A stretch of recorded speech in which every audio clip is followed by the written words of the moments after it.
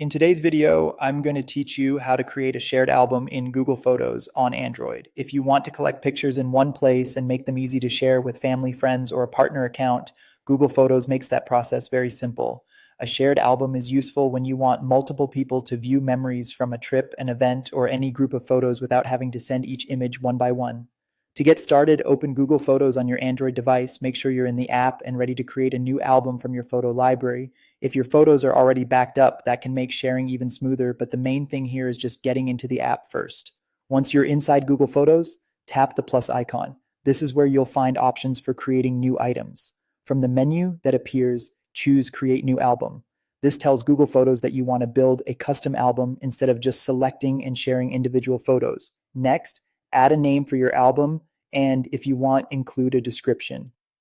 The album name should make it easy to recognize later, especially if you plan to create more albums in the future. The description is optional, but it can be helpful for adding context like what the album is for or when the photos were taken. After that, start adding the photos you want included in the album. Take a moment here to choose the right images, since this is what the people you share with will see first. When you're done naming the album, adding a description, and selecting your photos, tap the check icon. This confirms your choices and creates the album. At this point, your album is ready, but it isn't fully shared until you use the sharing option. To share the album, tap the share button. From there, Google Photos gives you a few different ways to send it. You can share the album using a link, which is convenient if you want to paste it into a message or chat.